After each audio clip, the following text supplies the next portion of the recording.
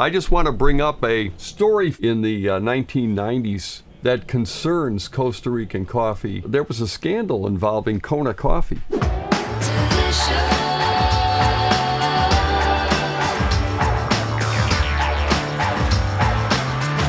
Right.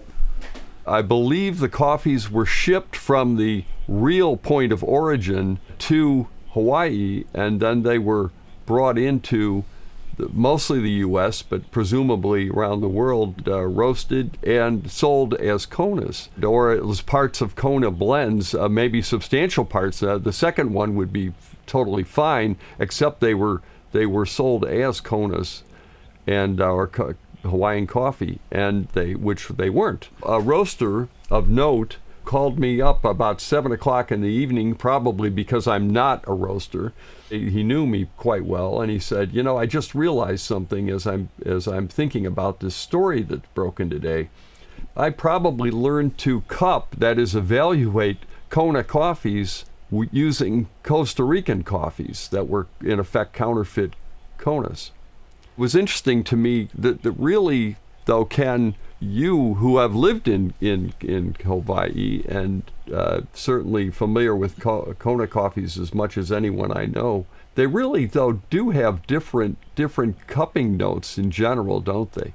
Again, Kevin, you're talking about the traditional Costa Rica cup and traditional Kona cup. We have 3 or 2 coffees, I guess, that are not traditional on the table today.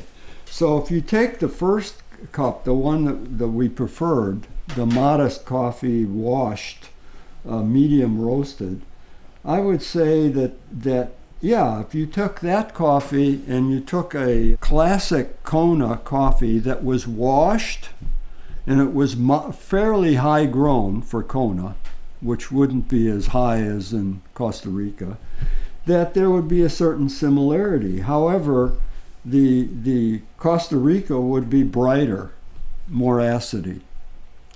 How should I summarize this? In a classic, traditional representation and understanding in the coffee industry of Kona and Costa Rica, both are very clean, washed coffees from good varieties, from real varieties, not Robusta dampened varieties. The difference is really the elevation, that the terroir, the fact that the Kona is lower grown and the proximity to the ocean has certain very subtle impacts on the Kona cup, different from the Costa Rica, which is definitely pretty far from the ocean and probably in valleys, in mountains. It's just the difference in the elevation. So the similarity is that somebody could get away with a Costa Rica because it was a washed coffee from similar tree varieties. And if it was somewhat lower elevation Costa Rica, which would make it cheaper, so much the better.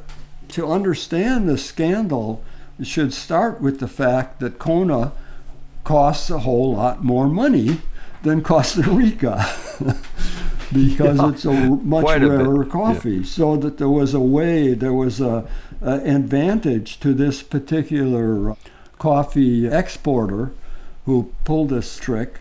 There was an advantage because he's making a big profit taking Costa Rica and selling it as Kona. A lot of people in specialty use this. Jim Reynolds, since we're name dropping older people in the industry, Jim Reynolds from Pete's Coffee, he had total contempt for Kona coffee and felt it was just a waste. And to him, this whole story proved that he was right. Because so many people were buying the Costa Rica's Kona and not telling the difference proved to him that there wasn't any difference, and Kona was just ripping off the public on the name. The problem with talking about this in terms of Kona and Costa Rica is the fact that both places have a much bigger range of cups now because we're fooling with processing methods. There's some extraordinary Kona coffees now. We had one, right? Remember when we did Right, Kona we did. coffees? I had this remember. amazingly pure, beautiful coffee from Kona. And that basic generalization based on the traditional Kona cup and traditional Costa Rica cup is not really that relevant today. Well, we've come a long way in this sense, thanks hopefully to some of the work we've done, but also the industry as a whole. People are drinking better roasted coffees, maybe better brewed coffees, with attention to these details, and so they're actually able to taste the differences that maybe they weren't at that time. It was an interesting story, and it was interesting that Costa Rica just happened to get into the news, and being the cheap opportunist that I am at heart, all I looked at it as is, wow, I'll just start buying some Costa Rican coffees, which maybe I wasn't buying enough of them, although I'd already discovered La Manita, so it isn't quite true. I probably increased my my buying habits a little bit in the Costa Rica category with the confidence that I was getting a bargain, which in my family is very important. Okay, well, thanks, Kevin, for getting these very interesting coffees together. Please like and subscribe if you want to see more shows like this.